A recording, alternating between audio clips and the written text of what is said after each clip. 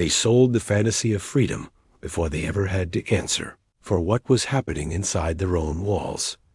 Long before hashtags, lawsuits, and Twitter threads, the name Ubisoft meant something simple to most players. Big, ambitious worlds where you could climb anything, go anywhere, and live in someone else's skin for a while. But that story doesn't start on a giant E3 stage. It starts in the late 1980s, in the French countryside, in a town most players have never heard of. 5 brothers from France, Christian, Claude, Girard, Michel, and Yves Guillemot, were running a modest family business, distributing computer hardware and software. Games were just one part of the catalog. There was no global strategy yet, no cinematic trailers, no sprawling franchises. What they did have was something more dangerous in the long run, an instinct that this new world of interactive entertainment was about to explode, and that they could be more than middlemen. The Guillemots saw a gap. Publishers from the UK and the US needed a way into the French market. Retailers needed someone to filter, package, and push titles that people would actually buy. Ubisoft, at first, was the bridge between those two worlds, a distributor that understood both the spreadsheets and the kids, pressing their noses against store windows. But quietly, the ambition shifted. If they could sell other people's games this well, why not make their own? By the early 1990s, Ubisoft was no longer satisfied with being just a pipeline. The company began investing in in-house development, building its own studios, and taking the first steps toward becoming a creative force, not just a logistical one. In 1995, that gamble paid off with one name, Rayman. Rayman didn't look like a safe, corporate calculation. It was a limbless cartoon hero in surreal worlds, with a whimsical art style and smooth, fluid platforming that felt instantly different from its competitors. It wasn't gritty, it wasn't licensed from a movie, and it didn't lean on realism. It was weird, charming, and incredibly polished. Players loved it. Rayman proved that Ubisoft could do more than move boxes. It could create icons. Inside the company, that success changed the temperature. They weren't just a distributor from a tiny town in Brittany anymore. They were in the game. With Rayman as proof of concept, Ubisoft doubled down. Instead of consolidating into one mega studio, the company began to spread. Throughout the late 1990s and early 2000s, new studios appeared across the globe: Montreal, Shanghai, Paris, Toronto, and more. Each location was supposed to bring its own flavor, its own talent, its own perspective. In theory, this network would let Ubisoft do something most companies could only dream of: develop multiple massive games in parallel. Handing pieces of worlds from one continent to another like a relay baton. At first, it worked beautifully. The early 2000s became Ubisoft's coming-of-age era. Prince of Persia, The Sands of Time redefined action-adventure design. Acrobatic platforming that felt like choreography. A romantic fantasy setting, and the famous time reversal mechanic that turned every mistake into a dramatic flourish instead of a hard fail state. It wasn't just fun. It felt sophisticated, confident, modern. Almost in parallel, Tom Clancy's Splinter Cell carved out a completely different identity. Where Sands of Time was fluid and warm, Splinter Cell was cold and calculated. Night vision goggles, light and shadow, silent takedowns, the game put tactical stealth at the center. The Tom Clancy name itself became a gold mine, spawning a whole ecosystem of franchises: Ghost Recon, Rainbow Six, and beyond, that promised a certain mix of realism, tech fetishism, and high-stakes action. Ubisoft wasn't just chasing trends. It was helping define entire genres. Then, in 2007, the company released a game that would quietly become its crown jewel, Assassin's Creed, originally born as a spin-off idea from the Prince of Persia team. Assassin's Creed mutated into something bigger than its origin. It fused historical fiction with science fiction framing, dropping players into dense, living cities where rooftop chases, public assassinations, and crowd-blending stealth were all part of the fantasy. You were an assassin in the Holy Land, but you were also a modern test subject trapped in a machine that replayed ancestral memories. It was strange, bold, and unlike anything else on the market. The first game had problems repetition, rough edges, but the core idea was electric. When Assassin's Creed II landed and let players roam Renaissance Italy as Ezio Auditore, everything clicked. The world felt richer, the missions more varied, the character more charismatic. It cemented Assassin's Creed not just as a hit, but as a phenomenon. For many players, Ubisoft became the Assassin's Creed company, whether it liked that or not.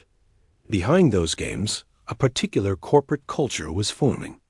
Ubisoft liked to present itself as a home for creative autonomy. Studios spread across the world, teams encouraged to experiment.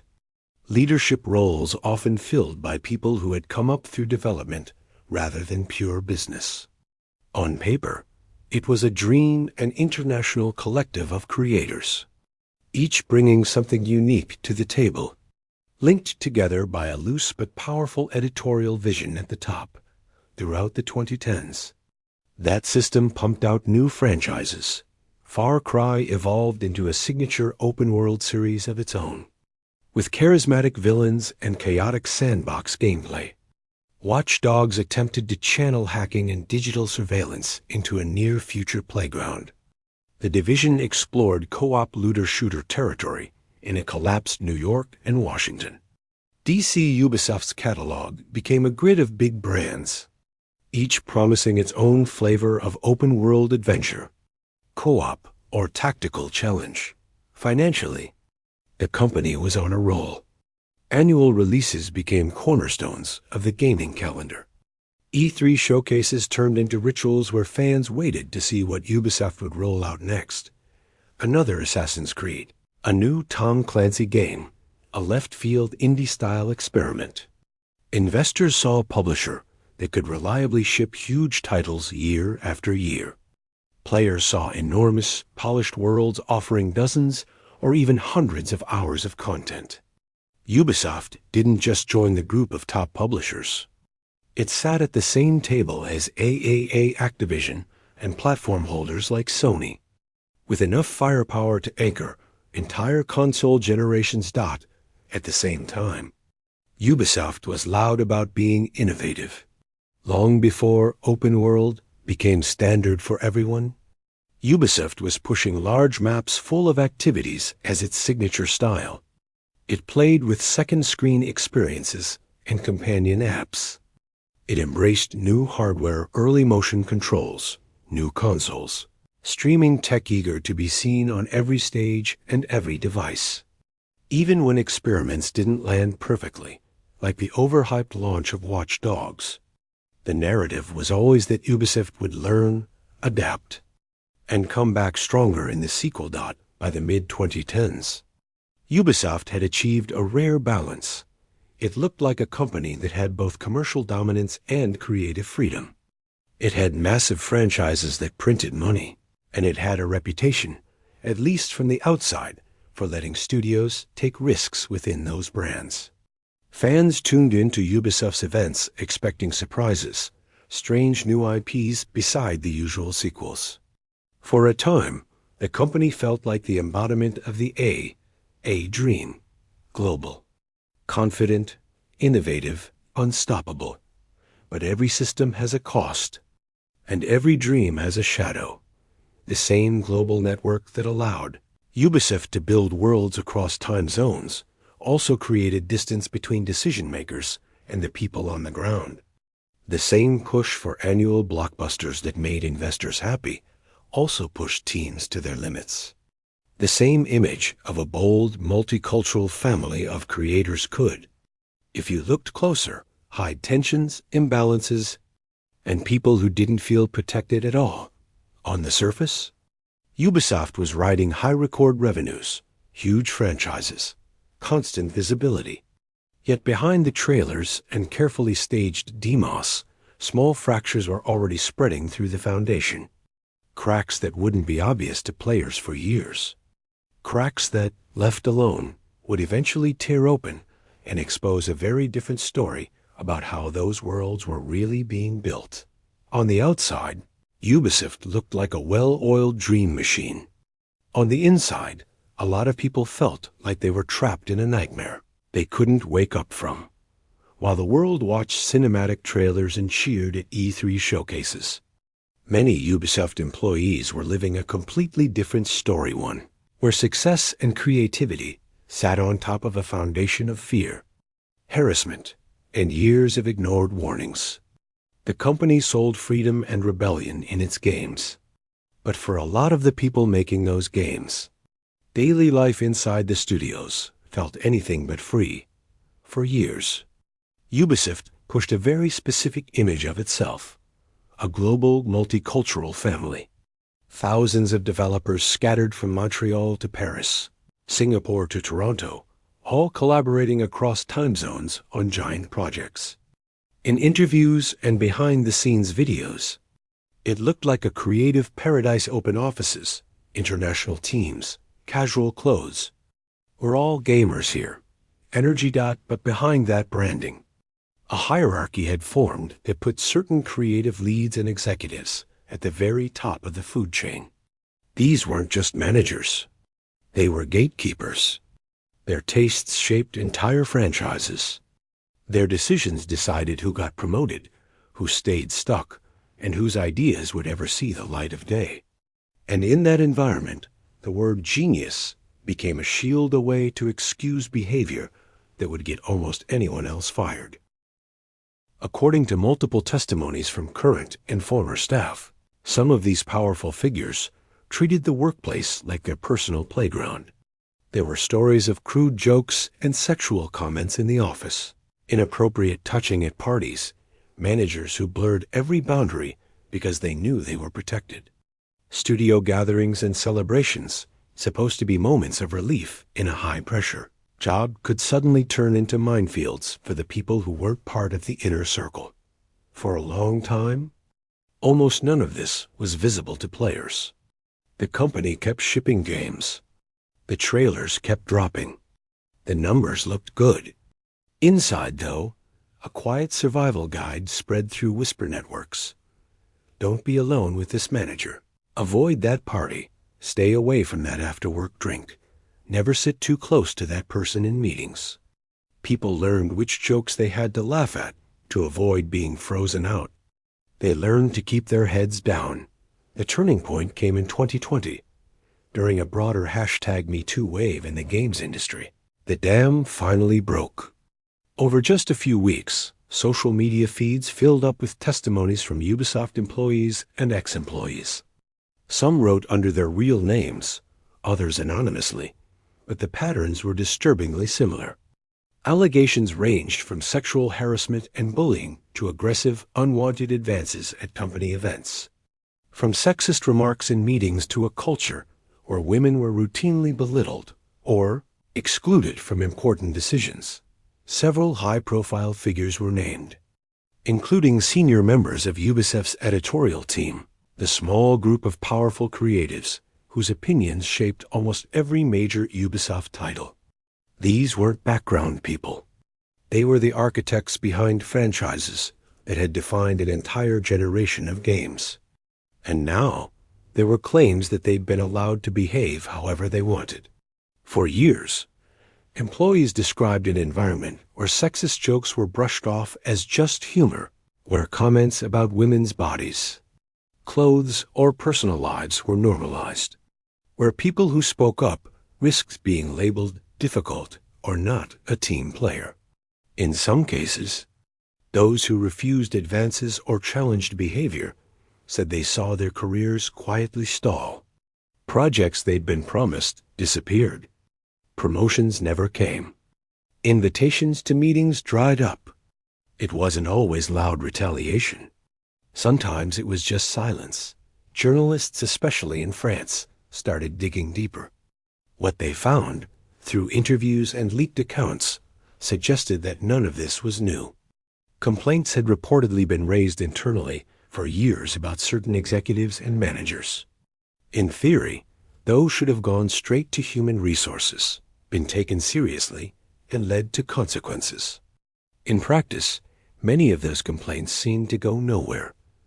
Employees spoke of HR departments that felt like gatekeepers for corporate image rather than guardians of worker safety.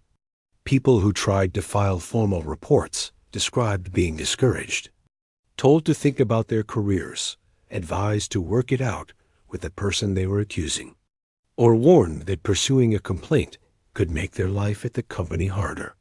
In some cases, the response wasn't to remove the problem, it was to move the problem. A manager accused of harassment might simply be relocated to another team or another studio, without their behavior ever being publicly addressed. Inside the studios, a phrase kept coming up: culture of silence. It didn't mean nobody knew what was happening. In fact, that was part of the horror many people did know. They knew who you shouldn't share a taxi with after a party. They knew which office to avoid late at night. They knew which jokes were a test of whether you were one of the boys or not. What they didn't know was whether anyone in power would ever actually do something about it. At the center of much of this stood Ubisoft's editorial power structure. This group of senior creatives had immense influence over every big project.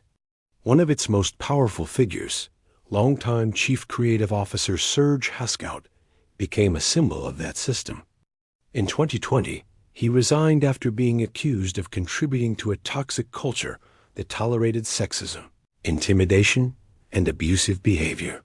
Former staff described parts of the editorial team as a boys' club, heavy drinking, crude jokes, lines constantly crossed, all surrounded by an aura of creative genius that supposedly excused everything. Years later, French courts would hear detailed accounts of sexual and psychological harassment involving former Ubisoft executives. Testimonies spoke of humiliating pranks, racist and sexist remarks, repeated abuses of power. For many Ubisoft workers watching those trials, it simply confirmed what they'd been saying all along. This wasn't gossip, it wasn't isolated, it wasn't one bad night. It was a pattern. The rot went deeper than any single person. An internal survey in 2020 reportedly revealed a shocking figure. Around 1 in 4 employees had experienced or witnessed some form of workplace misconduct, including harassment and discrimination. At Ubisoft's scale, that wasn't a handful of stories, that was thousands of people. Thousands who had either been directly hurt or had watched someone else go through it. Just as alarming was how many respondents said they didn't believe anything would change if they spoke up. Behind closed doors, more stories surfaced. Employees described going to HR with detailed accounts of harassment, only to be told their situation was complicated, that filing a formal complaint might escalate things unnecessarily. That maybe the manager hadn't meant it that way. Few who pushed back said they found themselves slowly isolated, afterward left out of key meetings, removed from central projects, given busy work instead of meaningful tasks. The message didn't need to be written down. People understood it. The path of least resistance was silence. One particularly striking account spoke of an employee who, after years of failed attempts to get help through normal channels, finally sent a long resignation email directly to CEO Yves Guillemot. In that message, they detailed harassment and discrimination they had faced and the ways in which their previous complaints had gone nowhere. Whether or not that email changed anything at the top, its existence revealed something important. By that point, some workers felt that going through official systems was pointless, and overlaying all of this was another brutal reality. Crunch. The same culture that looked the other way on misconduct also normalized extreme production pressure. Ubisoft's global studio network, once seen as a symbol of ambition and collaboration, became a machine that could push people to their limits and then quietly replace them when they burned out. Developers spoke of months of late nights and weekends in the office, of launch cycles that swallowed their lives whole, of the unspoken rule that if you said no, someone else in another time zone would just be brought in to pick up the slack. This wasn't just about shipping games on time. It was also about winning approval from the powerful editorial figures whose opinions could reshape a project overnight. Teams sometimes worked for months on a feature, a storyline, a gameplay system only to see it shut down in a single meeting because someone at the top didn't like it anymore. Entire directions could be reversed with a sentence. In that environment, the stress came not only from the workload, but from the sense that nothing was stable. You could give everything to a project and still wake up one day to find out it was all being thrown away. By 2020 and 2021, the crisis had grown too big to hide. High-profile resignations and firings were announced. Ubisoft declared that it was committing to sweeping changes. New roles appeared: head of workplace culture, head of diversity and inclusion. There were internal town hall meetings where leadership took questions. Public apologies were released. Training programs and new reporting channels were rolled out. The official message was clear. The company had heard the wake-up call and was transforming inside the studios. The reaction was mixed. Some employees felt genuine relief that the problem was finally being acknowledged. Others looked around and saw many of the same faces still in charge, the same HR people who had dismissed complaints, the same middle managers who had looked the other way, now tasked with enforcing a zero-tolerance culture. To those workers, the whole thing felt less like a revolution and more like a rebrand. Outside the company, a French trade union representing Ubisoft workers joined with employees to file a lawsuit. Their argument was simple and devastating. This wasn't a story of a few bad actors. It was a story of institutional failure. The systems that were supposed to protect employees had instead protected the company and its leaders. The legal complaints forced Ubisoft to respond not just in PR statements, but under legal scrutiny, answering questions about who knew what, when, and what they did with that information. As the years passed, these issues reached courtrooms. Former executives were tried, and in some cases convicted, for sexual and psychological harassment. Testimonies described an environment where humiliation and the sexualization of women were normalized parts of the culture, not aberrations. Trade union representatives and former employees painted a picture of a company where certain leaders had been allowed to behave however they wanted, for as long as the games kept shipping and the profits kept coming. The human cost of all this was enormous. Some talented developers walked away from Ubisoft and never came back to the industry at all, burned out or deeply traumatized by their experiences. Others moved to rival studios, determined never to work under similar conditions again. Some stayed, but something inside them shifted. They no longer saw Ubisoft as the creative haven it had pretended to be. They saw it as a place that had taken their passion and trust, and used both until they broke. And that's where the deepest contradiction at the heart of Ubisoft's story sits. This is a company that built its empire on fantasies of resistance, justice, and rebellion. Assassin's Creed asks you to challenge oppressive systems. Watch Dogs puts you in the role of hackers fighting corrupt corporations. Far Cry and The Division dramatize the consequences of unchecked power. Meanwhile, many of the people who actually built those worlds felt powerless inside, their own workplace stuck in structures they couldn't change, facing leaders they couldn't challenge without risking everything. By the time the allegations, investigations, union actions, and court cases had all piled up, one thing was clear: this was never just about a handful of bad apples. It was about a system that enabled them, protected them, and consciously or not sacrificed real people to keep the machine running. And that same system didn't just shape how people were treated inside the office.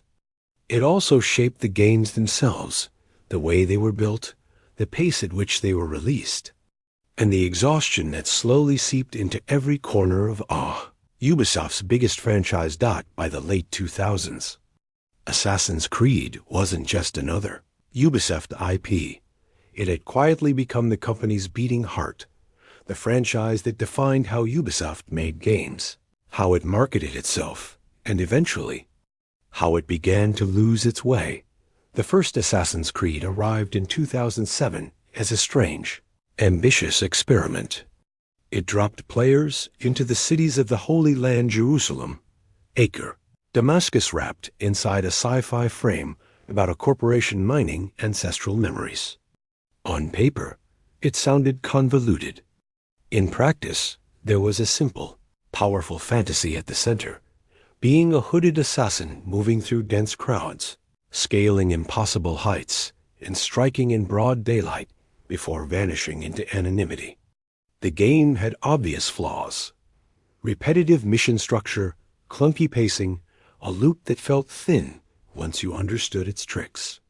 But under those rough edges was something rare in big-budget games, a feeling that you were inside a living historical place, not just a backdrop. Assassin's Creed 2 turned that raw promise into a polished reality. Renaissance Italy, Ezio Auditore, Florence and Venice under the golden light of a setting sun suddenly. Assassin's Creed wasn't just a cool idea, it was an obsession. The sequel fixed the worst problems of the original. More varied missions, richer character development, more toys to play with. Players weren't just jumping across rooftops. They were following a charismatic nobleman-turned-assassin through a revenge story that actually felt human. Ezio became a fan favorite. The animus concept made more sense, and the world felt bigger without collapsing under its own weight. For a while, Assassin's Creed embodied the best version of the A dream. It was cinematic but interactive, grounded in history but laced with sci-fi weirdness, full of details but still focused. It felt like the future: big budget, high ambition, strong identity. And Ubisoft saw the numbers. It didn't take long before the franchise stopped being a series of games and started becoming something else: a machine. The logic was simple and brutally effective. If one Assassin's Creed could sell millions, then releasing one almost every year could turn the franchise into a permanent revenue engine. So the pipeline shifted. Brotherhood, Revelations, 3, Black Flag, Unity, Syndicate, spin-offs on handhelds, mobile tie-ins, expanded editions, companion apps, novels, comics, short films, cross-media campaigns. Assassin's Creed was no longer an event that happened every few years. It was a constant presence. For a brief period, that machine seemed unstoppable. Brotherhood and Revelations extended Ezio's story in ways that felt like natural continuations instead of shallow cash-ins. Players got more of what they loved, the same basic loop, but laid over new cities, systems, and story beats. Assassin's Creed 3 shifted to the American Revolution and tried to tackle questions of colonization, identity, and betrayal. Black Flag turned the series on its head. Suddenly, you were sailing a ship through the Caribbean, raiding other vessels, singing sea shanties with your crew. It was as if Ubisoft had found a way to keep the template recognizable, while still injecting each entry with a new hook. But under the surface, something subtle was happening. To coordinate studios across multiple countries, Ubisoft leaned into structure. Assassin's Creed began to follow a very particular pattern. Climb a tower, unlock parts of the map, follow icons, clear checklists, synchronization points, mini-map clutter, collectible items, side activities that looked different on the surface, but played out in familiar ways.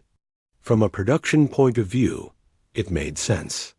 Thousands of people spread across the world needed a shared blueprint, a clear definition of what an Assassin's Creed game was. Templates meant efficiency. Efficiency meant predictability. Predictability meant safer budgets and happier investors.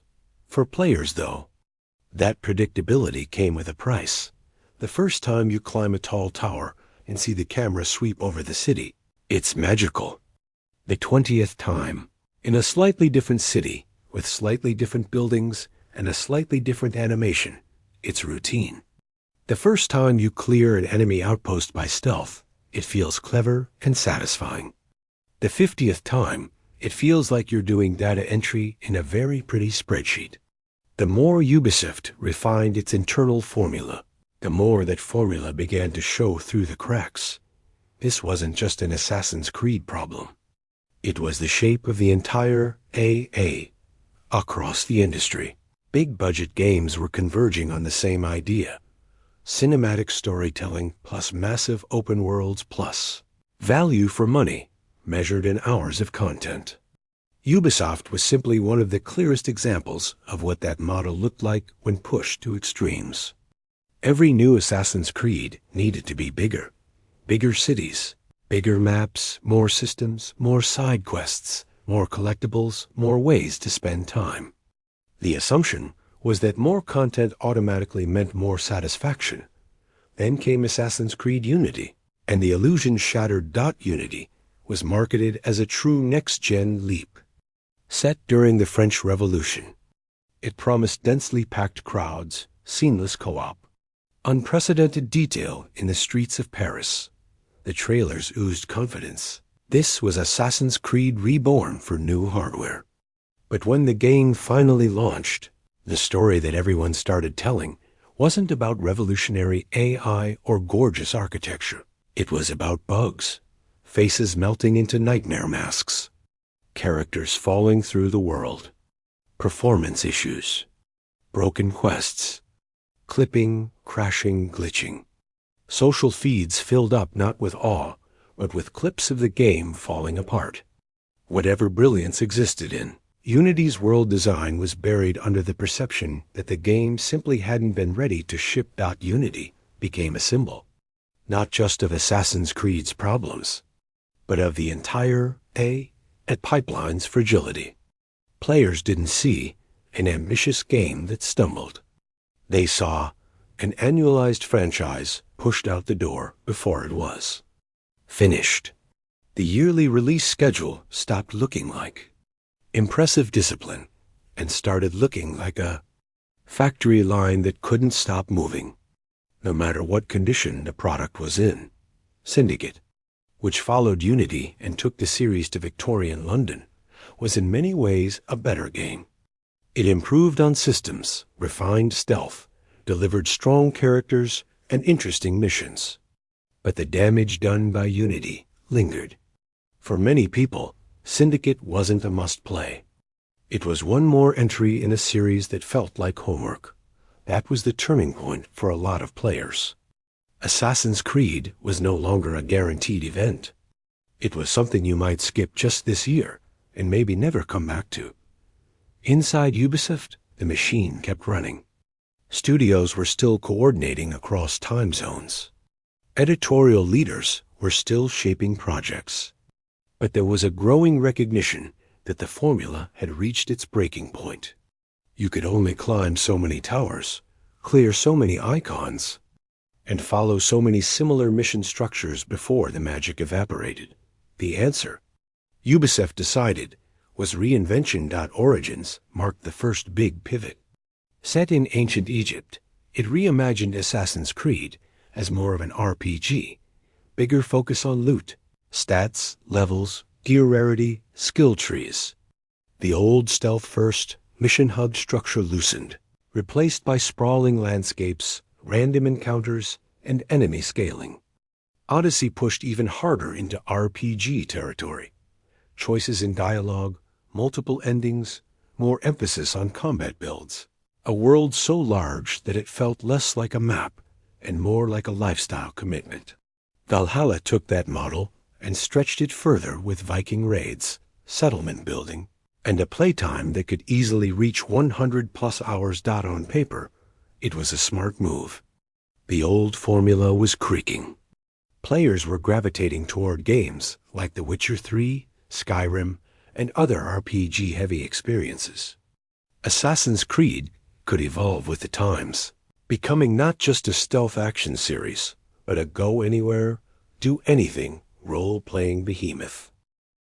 And for many people, it worked, at least at first. The worlds were gorgeous. The historical settings were appealing. The combat felt more impactful. Dialogue choices and gear systems gave players more ways to express themselves. But as the trilogy of Origins, Odyssey, and Valhalla unfolded, a new kind of fatigue set in. The problem wasn't just length. It was density without focus. Instead of a tight 15 to 20-hour campaign with a clear arc, players were facing games where the main story alone could take dozens of hours, with side content pushing that number into the triple digits. Ubisoft framed this as value. Huge maps, endless content, always something to do. But many players didn't experience it as generosity. They experienced it as pressure. You didn't just buy an Assassin's Creed game anymore. You enrolled in it. If you took a break for a few weeks and came back, you might forget where you were in the story. Side quests blurred together. Loot drops became noise. Level requirements gated progress, quietly nudging you toward grinding, side content, or even microtransactions that could accelerate your climb. The game stopped feeling like a journey you were excited to take and started feeling like a second job. You had to manage. This is where the AA did look like a trap. Big budgets demanded big sales. Big sales were safest with established franchises. Established franchises had established formulas. Deviating too far from those formulas was dangerous. So every attempt at reinvention was partial. Assassin's Creed took on RPG systems, but it still clung to the open-world checklist mentality. Points of interest scattered over every region, repetitive activities reskinned, structures recycled. The skin changed. The skeleton stayed the same. At the same time, the rest of the industry was shifting. Indie games and smaller AA projects were proving that you didn't need 100 hours and a massive open world to leave a mark. Live service titles were devouring player time with endless progression systems. Subscription services were making it easier to sample lots of different experiences instead of committing to one giant game.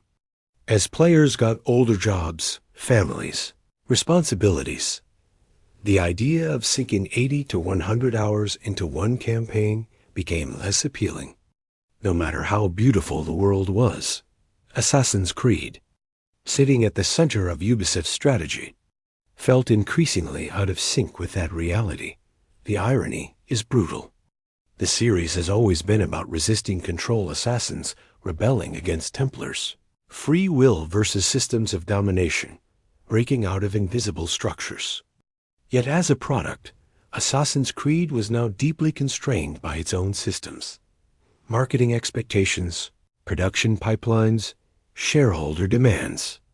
Every new installment had to be recognizable, marketable, safe, but also fresh enough to claim it was a bold new direction. Behind the scenes, that contradiction translated into human cost. To sustain such massive projects, Ubisoft leaned on its global studio network. A game like Origins or Valhalla wasn't just made in one place. Pieces of it were assembled in multiple countries by teams working in staggered time zones under constant deadlines. When leadership decided late in development that a feature wasn't working, entire teams might be asked to pivot on short notice. Months of work could evaporate. Crunch cycles extended, sometimes quietly, sometimes loudly. The cost of bigger worlds was often paid in burnout, mental health, and exhausted creativity. You could feel that exhaustion in the games themselves. Side quests became formulaic. Towers and outposts blurred together. Systems stacked on top of systems, crafting, leveling, loot, skill trees, without always adding corresponding emotional depth.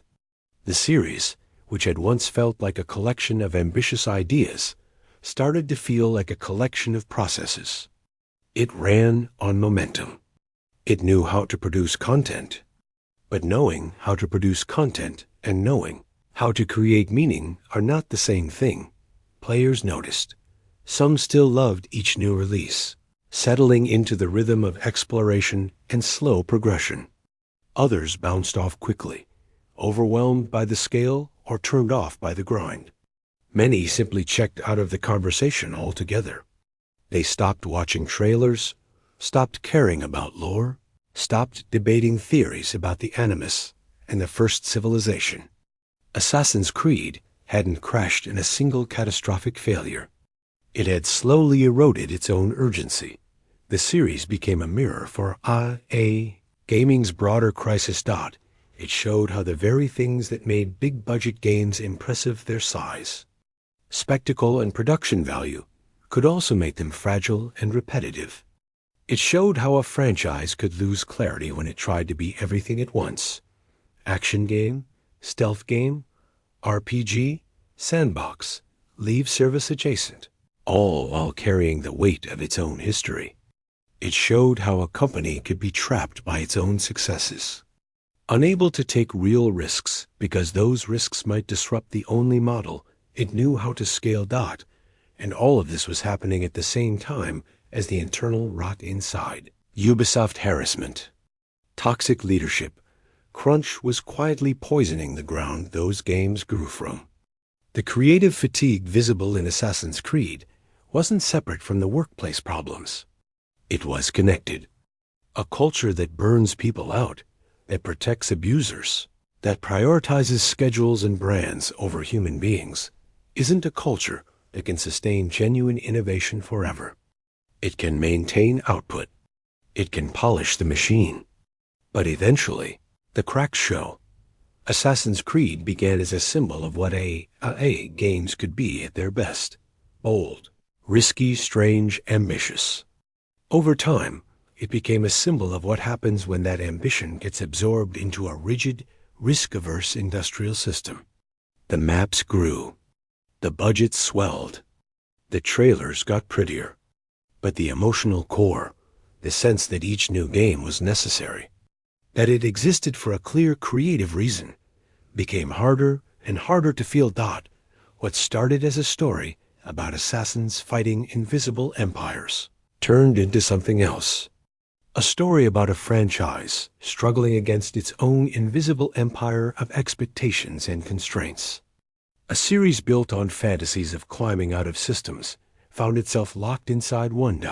And the people inside Ubisoft, the ones making these games, were the ones who felt that trap most directly long before players ever sensed that something was off. When the first wave of accusations finally burst into public view, it became obvious that this was never just a story about a few toxic managers hidden somewhere deep inside Ubisoft studios. It was a story about who had allowed them to operate for so long, who had looked the other way, and what kind of system had been quietly built around them. The harassment, the bullying, the abuse of power, none of it existed in a vacuum. It flourished inside structures that were designed, intentionally or not, to protect the brand and the people at the top long before they protected the people doing the work for years. The pattern inside Ubisoft followed a grimly familiar rhythm. A complaint would surface about a powerful creative director who drank too much at company parties and crossed every line with colleagues. About a manager whose jokes were racist or sexist. About a superior who used their position to pressure subordinates into situations they didn't want. These stories would climb slowly and painfully up the internal chain. Someone would talk to a lead. Someone would go to HR. Someone would send an email that took days or weeks to gather the courage to write. And then, far too often, almost nothing visibly happened. Sometimes there was a quiet meeting. Sometimes there was a conversation behind closed doors. Sometimes the accused manager simply vanished from one team and reappeared on another, or moved from one studio to a different one in another country. Officially, It might be framed as a restructuring or a new opportunity. Unofficially, people knew what it meant. The problem had been moved, not solved. The message that's sent to everyone watching was clear. The company was willing to shift people around, to shuffle the deck, but not to turn the table over. Human resources, on paper, should have been the safeguard against all of this. HR is supposed to be where you go when something is wrong, when a line has been crossed, when you feel unsafe, when you're being treated unfairly. But countless testimonies from Ubisoft employees painted a very different picture. For many of them, HR did not feel like a neutral protector. It felt like a defensive wall built around the company's image and its leadership. Employees who tried to report serious issues often described the same kind of experience. They'd walk into an HR office carrying months or years of accumulated stress, sit down, and start to talk. At first, they might be met with sympathetic nods and practiced phrases. "We're so sorry you've gone through this. Thank you for coming forward. We take this very seriously." But as the conversation continued, the tone could shift. They might be asked whether they were sure they'd interpreted things correctly, whether they'd considered the impact on their team, whether they wanted to be seen as difficult or not collaborative. They might be gently warned that formal action could harm their career or cause unnecessary conflict. In other cases, HR's response was more blunt. Keep your head down, try to resolve it informally, don't make too much noise. The company had a lot at stake: big projects, big names, big money. Going after a powerful executive or a star creative director wasn't just an internal issue. It was a potential PR nightmare, a disruption to production schedules, a risk to investor confidence. It was far easier and far safer to quietly manage the complainant than to confront the person they were accusing. All of this unfolded under the leadership of CEO Yves Guillemot and a small circle of top executives around him. Publicly, Guillemot cultivated the image of a visionary founder, the passionate gamer CEO, close to the creative process, deeply invested in Ubisoft's franchises, proud of the company's family culture. Interviews and presentations showed him as mild, enthusiastic, and focused on the future new platforms, new technologies, new stories. But as more testimonies emerged, both from employees and journalists, a question grew harder and harder to avoid. If so many people inside Ubisoft knew about the toxic behavior of certain leaders, how could the man at the very top not know? Some former staff claimed that warnings about specific executives had been raised multiple times over the years and had reached very high levels of the organization. If those accounts are true, then the problem was not ignorance, it was inaction. Leadership had been given chances to intervene decisively and had chosen to respond with half measures, quiet transfers, or simply the hope that things would blow over. Even if Guillemot and his inner circle were not present for individual incidents, they were responsible for the system that handled them, for the incentives that kept powerful people safe, and for the culture that told victims their pain was less important than the next release date. When the crisis finally broke in 2020, Ubisoft's initial response followed a script that had already become depressingly familiar across the tech and entertainment industries. Public statements expressed shock and disappointment. The company said it had fallen short its own values. It announced internal investigations, reviews of HR practices, and external audits.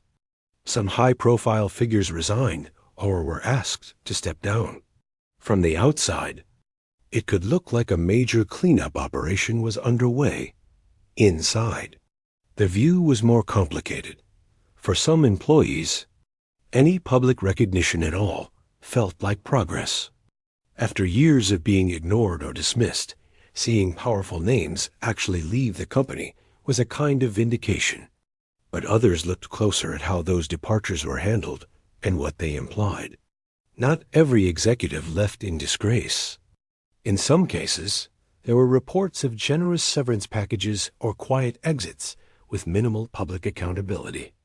People who had overseen teams where multiple complaints had been raised were allowed to slip away without any clear acknowledgement of the damage they'd done.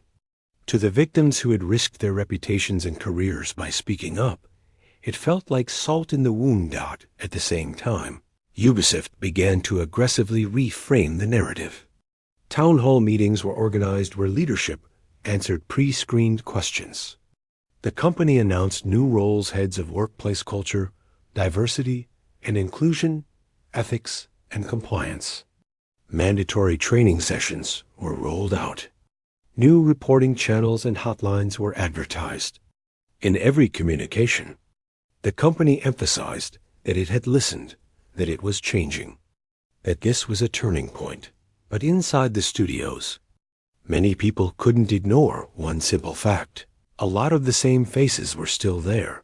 The HR staff, who had been accused of burying complaints, were now partly responsible for rebuilding trust. Middle managers who had looked the other way when harassment happened on their watch were suddenly using the language of safe spaces and zero tolerance. Some executives who had survived the initial wave of resignations were still in place, now speaking about transformation and accountability as if they hadn't been part of the old system. For employees who had lived through the worst of Ubisoft's culture, this didn't look like a revolution. It looked like a rebranding exercise. Externally, Ubisoft leaned hard on another story, that these problems were the unfortunate side effect of rapid growth. The company had scaled so fast, leadership said, that its processes hadn't kept up. It was a framing that turned moral failures into logistical ones. Instead of admitting that harassment and abuse had been tolerated because certain people were too valuable to upset, the narrative focused on gaps in communication and challenges in managing a global workforce. It sounded less like a confession and more like damage control. While Ubisoft tried to manage the message, unions and lawyers changed the battlefield. In France, a major workers' union joined by current and former employees filed legal complaints that described Ubisoft not as a victim of a few rogue managers, but as an organization whose leadership had systematically allowed harassment to become entrenched. These cases invoked concepts like institutional responsibility and structural negligence. They were not just asking whether certain individuals had behaved badly. They were asking whether the company itself, through its policies and inaction, had helped create the conditions for that behavior to flourish. Legal proceedings peeled back some of the corporate messaging. In courtrooms, PR polish didn't matter. What mattered were testimonies, internal documents, timelines. Former executives had to answer questions under oath instead of in rehearsed interviews. Trade union representatives described patterns: repeated complaints against the same leaders, consistent failures to act, a culture that prioritized production and reputation over well-being. As time passed, some former Ubisoft executives were tried, and in certain cases convicted, for sexual and psychological harassment, confirming legally what employees had been saying for years. This was not just rumor or exaggeration. It was real. While lawyers argued in court, another battle was happening online. Current and former Ubisoft workers took to social media, forums, and anonymous platforms to share their experiences and to challenge the company's official statements. Whenever leadership claimed that serious progress had been made, stories would surface about managers still in their positions, about survivors who felt sidelined, about people who had quietly left because they saw no future in trying to fight the system from within. The gap between what Ubisoft said about itself and what people lived day to day became part of the story. For many, that gap was the most corrosive part of all. It's one thing to work in a flawed company that admits its flaws. It's another to work in a place that insists it stands for freedom, creativity, and respect, while systematically ignoring or minimizing the harm done inside its own walls. Every trailer that talked about justice. Every PR line about empowering players. Every speech about diverse voices felt more and more hollow to those who had repeatedly seen their own voices silenced. This is where Ubisoft's public image and its internal reality collided most. Violently, the company had built an empire on stories about rebellion and resistance. Assassin's Creed asked players to question authority, to fight shadowy organizations and secret power structures. Watch Dogs centered on hacking corrupt systems and exposing hidden abuses. Far Cry routinely cast players as isolated rebels, pushing back against brutal regimes and charismatic tyrants. Ubisoft's games were saturated with anti-authoritarian fantasies. Yet, according to many of its workers, when they tried to resist the abuses of power in their own workplace, they were met not with support, but with denial, delay, and retaliation. The management scandals at Ubisoft were never just about who did what at a party, or who sent which message, or who made which comment in a meeting. They were about who let it continue, who chose to treat survivors as problems to be contained, and who benefited from keeping everything quiet. CEOs and top executives may not have been in the room for every incident, but they were responsible for shaping the systems that handled those incidents, for deciding how HR worked, what was prioritized, what was tolerated, and what was swept under the rug. In the end, the story of Ubisoft's leadership during this period is a story of priorities.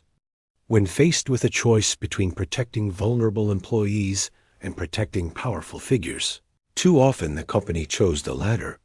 When forced to confront years of accumulated harm, it reached first for PR strategies and structural tweaks instead of deep, painful self-examination.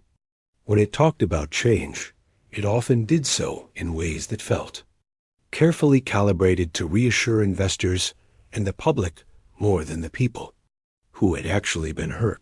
Whether that has truly shifted is still an open question, especially for those who stayed, those who left, and those who are still deciding whether to ever trust a big studio again. From the outside, all players see are announcements, trailers, and carefully edited apologies. From the inside, the reality is Messier, a place where real harm was done, where some of that harm is finally being acknowledged, and where the people in charge are still being judged not by what they say on stage, but by the quiet decisions they make when the spotlight has moved on. And those decisions, more than any press release, will determine whether Ubisoft's leadership has actually changed or whether the same systems that produced the crisis are still very much in place, waiting to drag the company back into the shadows.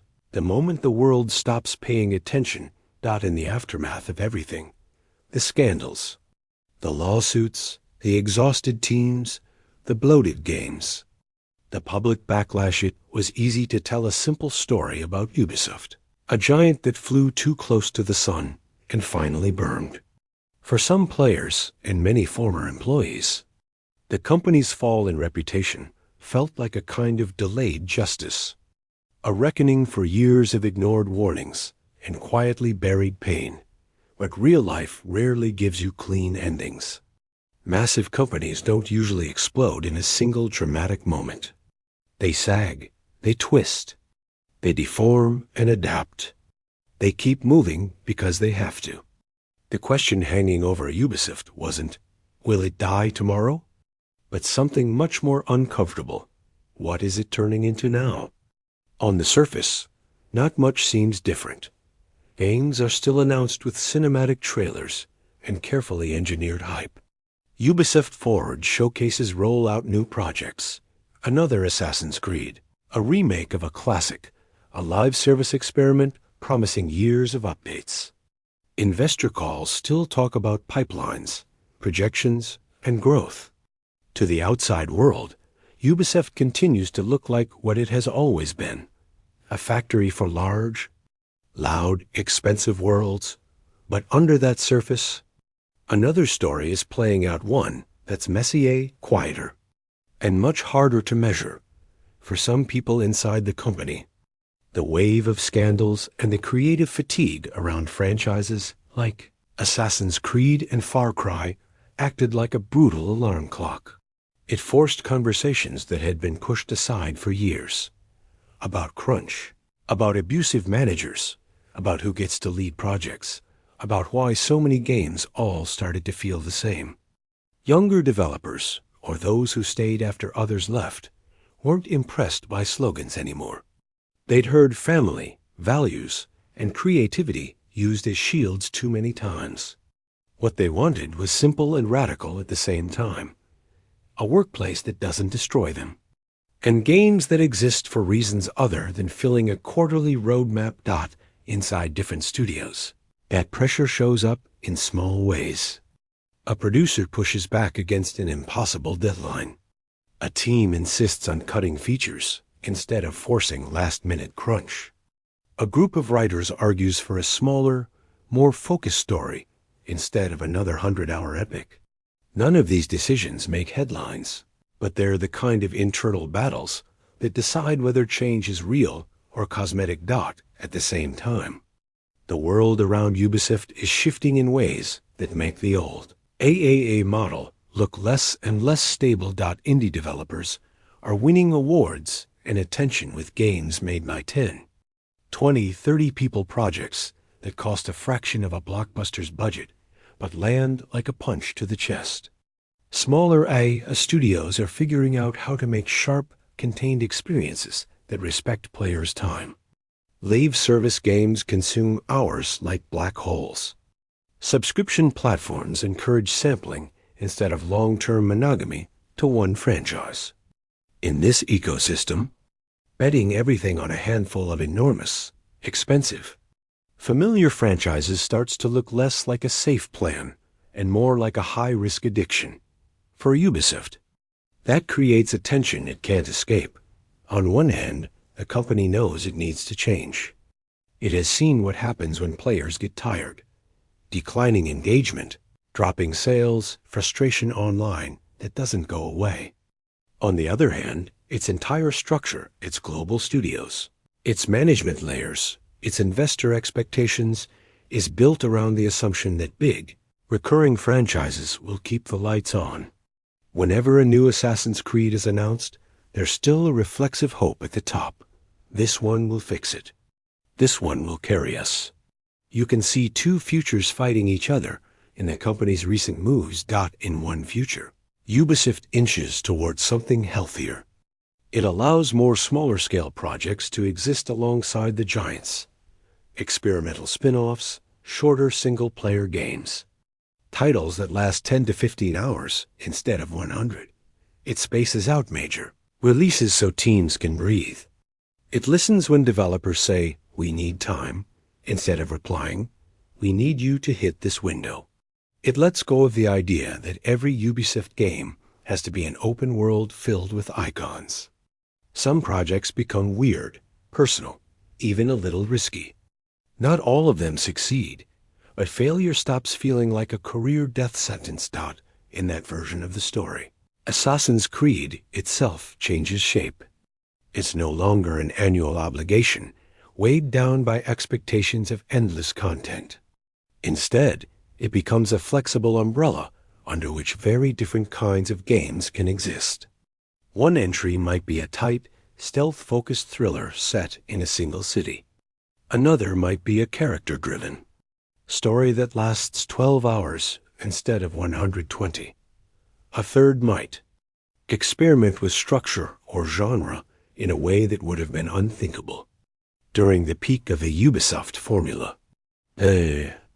Series stops trying to be everything at once and starts trying to be interesting. Again, but there's another future too, and it may be closer than anyone at the top wants to admit. In that future, the pressure to chase growth wins. Shareholders expect constant increases. Budgets remain huge.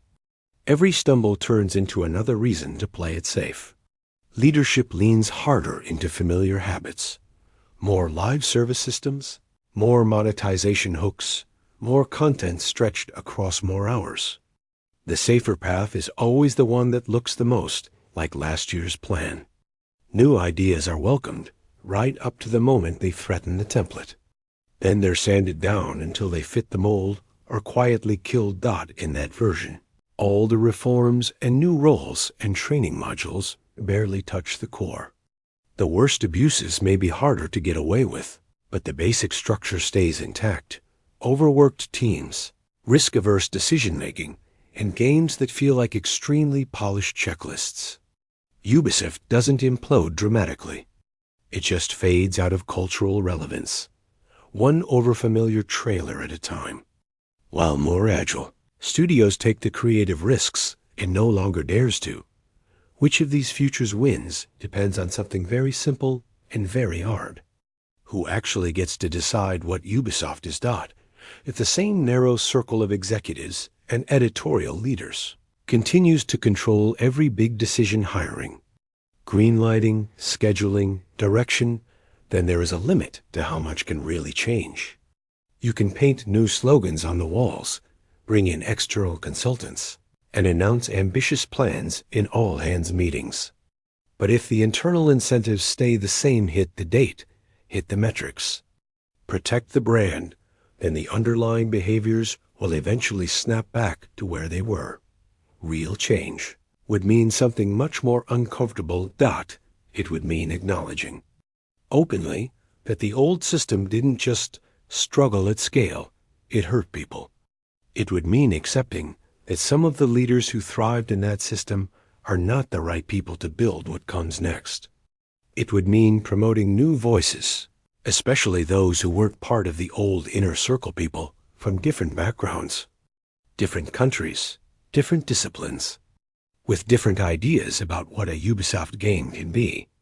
It would mean being willing to ship fewer games, or smaller games, or stranger games, in exchange for treating developers like humans instead of endlessly replaceable resources. It would also mean confronting the trust issue head-on. Players have heard apologies before, from Ubisoft and from other companies. They've seen "we've learned from this" statements followed by business as usual. Many of them simply don't believe corporate promises anymore. For those players, trust isn't something that can be rebuilt with a single great game or a heartfelt letter. It would take years of consistently better choices, fewer exploitative monetization schemes, more honest communication about game states at launch, more respect for players' time and intelligence. And then there are the people who worked at Ubisoft and left, or who stayed and carry scars from what they went through. For them, the company's future isn't an abstract brand story. It's a question of whether the place that once burned them might someday become safe for someone else. Transformation means nothing if it doesn't translate into fewer nightmares, fewer panic attacks, fewer careers quietly derailed because someone crossed a line and management decided to protect the wrong person. When you zoom in past the logo, the executives, and the shareholders, you find a lot of people who still care deeply about making games that matter. There are writers who want to tell stories that actually say something instead of just filling space between set pieces. Designers who are tired of cluttered maps and who dream of making smaller, sharper experiences. Artists who see interactive worlds as places to explore emotion, not just to generate engagement metrics. For them, the only reason to stay at a company like Ubisoft after everything that's happened is the hope that it can be better, that they can help turn the wreckage of the old system into something more honest. Maybe. That's the most uncomfortable part of Ubisoft's story. Collapse and rebirth are happening at the same time. In some corners of the company, the old habits are still entrenched, the same kinds of decisions, the same faces in the same rooms, the same reflex to protect the brand first. In other corners, there are teams quietly trying to do things differently, to build healthier cultures and more interesting games at a smaller scale. Those two forces are pulling in opposite directions, and there's no guarantee which one will win. From the outside, all we get are snapshots, a trailer here, An interview there, a new job listing, a lawsuit update, a surprise announcement. We don't see the arguments in meeting rooms, the late-night Slack messages, the moments when someone chooses not to look away this time. We only see the results years later, when a game arrives and players can feel, without knowing the details, whether it was made in a place that respects its creators or in a machine that grinds them down. So is this the end of Ubisoft as we knew it, or the beginning of something better? The honest answer is, it's still undecided. The company is carrying both possibilities inside it at once. It has the weight of its past harassment, crunch, creative stagnation, and it has the raw material for a different future in the form of the people who haven't given up on it yet. The outcome won't be determined by one press conference or one roadmap for change. It will be determined by a long series of unglamorous choices. Who gets promoted? Who gets protected? Which projects get time? Which ones get killed when someone finally says no instead of we'll make it work? In a way, Ubisoft is now trapped in the same kind of story it used to write. It has presented itself as a rebel fighting corrupt systems, as a champion of freedom against invisible empires. But the real test isn't in its trailers. It's in whether it can recognize that, for a long time, it was the empire, and whether it's willing to do the hard, uncinematic work of tearing that empire down from the inside, so something genuinely new can grow in the space it leaves behind.